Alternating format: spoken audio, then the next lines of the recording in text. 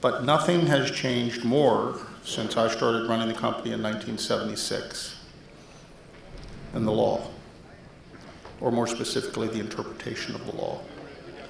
Surely regulations have changed. Regulations in the construction trades, of which we are part, tend to start in Europe, where they have very socialized governments, and they promote worker safety probably before we should here in the United States. And those regulations promulgated over there slowly come across the pond to us, and we need to respond to them and anticipate them.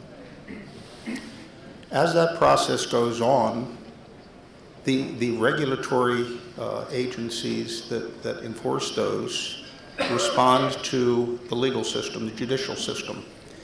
And no matter what you do, no matter what your undertaking is, if you do anything, you're going to get sued. Now, I've worked in former UK companies or countries where common law is prevalent. Let's take the UK, let's take the US, let's take Canada, Australia, New Zealand.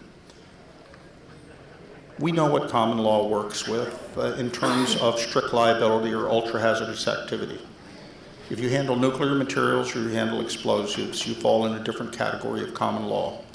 Most of you, if you have a problem and someone wants to sue you, they have to prove that you did something wrong to injure them, to hurt them. If what you do falls under strict liability, all they do is sue you, and you have to prove that you didn't hurt them. It's a very different legal bar to rise to.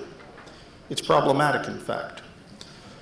So while I see demolition continuing, while I see there always being a need for emergency work, such as the one that was mentioned earlier, we were flattered when our work at the Champlain Towers that we performed for Governor DeSantis in Florida was recognized last year. I refused to work on that job until Governor DeSantis granted me immunity against lawsuit. You didn't read about that, did you? There was over $2 billion in lawsuits on that collapse. A lot of companies went out of business. Those companies that went out of business had absolutely nothing to do with the collapse. But the legal system in our litigious society here, under common law, doesn't take that into account. They're simply interested in winning. So as I look at what's happening, you're going to have emergency jobs, but where an emergency job comes up, you're going to have latitude to protect yourself from litigation, as I just mentioned.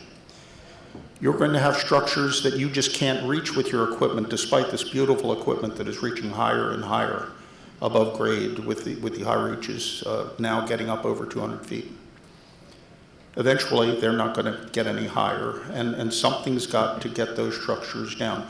Where explosives can do it, explosives is a good choice if the structure has enough room around it to accommodate the volume of debris that's being generated by felling the structure, and if the nature of the surrounding community can tolerate an explosives demolition operation. I mentioned differential type of construction. I mentioned post-tensioning, unbonded tenon specifically. Once again, that is a type of construction where if you can't use an explosives approach, it is going to cost your client considerably more money, and it's going to increase the risk to your workers and the public, because risk is associated with duration of exposure to something that can hurt you. And post-tension construction, because it is so responsive, I love it, because it's got energy built into the tenons that I can use, but it is not your friend from a conventional demolition standpoint. So we look at different structures that lend themselves to explosives for different reasons in different circumstances and say, how is this going to continue in our culture, in our society, as we get more and different types of construction that haven't been demolished before? This industry is going to innovate ways to handle it, just like the ultra-high reaches are being designed and built to reach taller structures. What's not going to change is the regulatory propensity to back away from conflict with litigation. Right now, I'm in 4 lawsuits totaling over $30 million. And on those projects, I did exactly what I was supposed to do in each one without fail. And all of that litigation is a function of work that was outside my scope. And despite the fact that my contract says that my client will defend, indemnify, and hold me harmless and name me as additionally insured on their insurance by endorsement for claims arising outside of my scope of work, it doesn't stop me from getting sued. I spent 5 hours testifying on a project Monday before coming here. It's taking all my time. I honestly don't know that there is going to be an explosives demolition industry in the United States in 10 years.